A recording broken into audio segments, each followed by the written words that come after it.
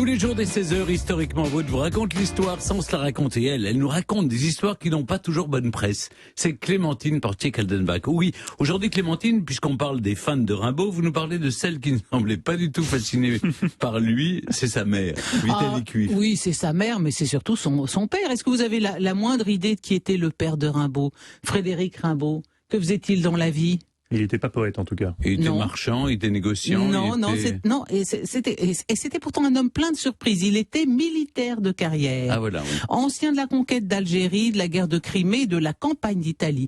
Et c'était à la fois un baroudeur et un fin lettré. Il a été, Frédéric Rimbaud, auteur, vous qui aimez les langues, Mathieu, auteur d'une traduction du Coran. Auteur d'une grammaire arabe, Frédéric Rimbaud. Absolument. Mais qui ne goûtait pas la poésie de son fils. Il est parti avant, si vous voulez. Quand Vitaly Cuif l'épouse, il est capitaine de garnison à Mézières. Mais donc c'est surtout un père absent. Il a conçu chacun de ses 5 enfants entre 2 permissions. Il ne passe que quelques semaines par an chez lui. Après la naissance en 1860 de sa fille. En général, quand on est en garnison, les épouses. Alors lui, il est plutôt parce qu'il est pas. En fait, il est pas en garnison. Oui. Guerre de Crimée, guerre d'Algérie. Vous emmenez pas Bobonne et les enfants derrière. Vous partez. C'est une autre époque, Stéphane. On se battait vraiment à l'époque. C'est autre chose que maintenant. Enfin, lui, de toute façon, Frédéric Rimbaud, à partir du moment où naît en 1860 son dernier enfant, sa fille cadette Isabelle, il abandonne définitivement sa famille. Et Vitaly Cuif se retrouve donc seul avec 4 bouches à nourrir. Arthur, à cette époque-là, a 6 ans.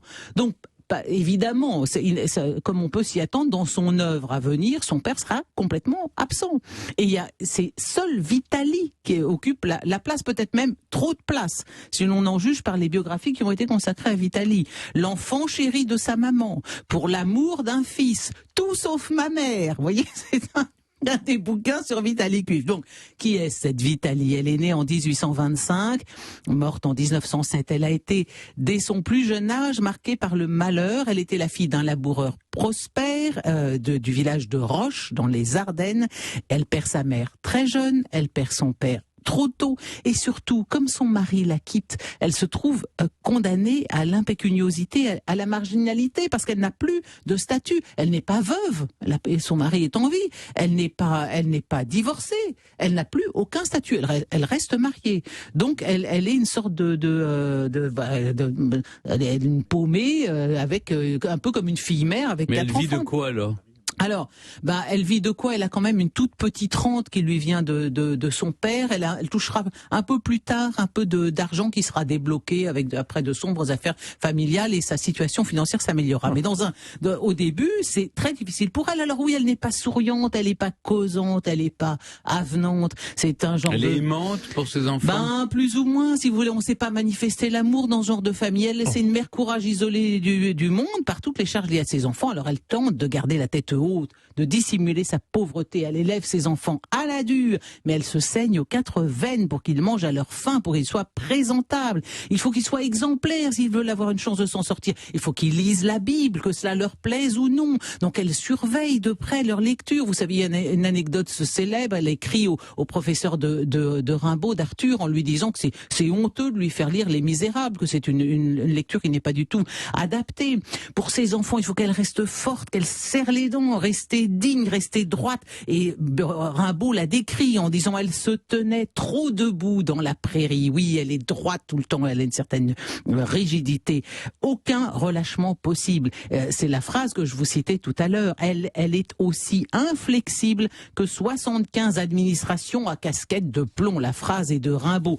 Et dans un texte intitulé Les poètes de 7 ans, Rimbaud se remémore et met en scène cette relation complexe entre sa mère et lui.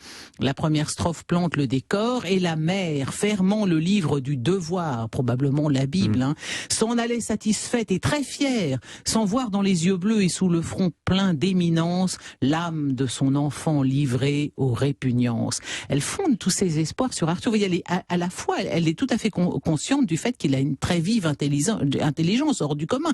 Donc à la fois, elle fonde des espoirs sur lui, mais elle l'élève quand même à la dure. Et donc lui est rebelle à son autorité, on le sait. Il fugue à répétition, mais finalement, cette mère, autoritaire, conservatrice, que la vie a endurcie, n'a-t-elle pas eu, par sa dureté même, sa part dans la vocation poétique de se révolter d'Arthur? Sans Vitali, y aurait-il eu un Arthur Rimbaud? C'est en tout cas les termes dans c'est lesquels... sûr qu'il serait pas né, oui, sans elle. Ah il serait pas né, c'est sûr, mais sa part dans sa vocation poétique est certaine. Proche, il se déchire.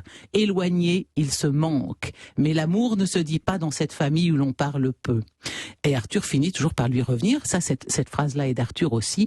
Il revient toujours à sa mère comme un évadé qui a soif de son bagne. C'est Vitali qui, en 1873, avance les fonds pour la première édition d'une saison en enfer. Quand Arthur se retrouve seul, malade, hospitalisé à Londres, il la réclame, elle l'y rejoint. Jamais elle ne cessera de correspondre avec lui. Jamais elle ne cessera de l'aider financièrement selon ses modestes moyens. Et quand il sera au fond du désespoir, quand viendra la fin, c'est elle, encore elle, toujours elle, l'ultime recours, la mère Rimbe, il l'appelait aussi Moser, aimante et rigide, qui sera là à ses côtés jusqu'au bout. Magnifique, c'est bouleversant. Merci Clément.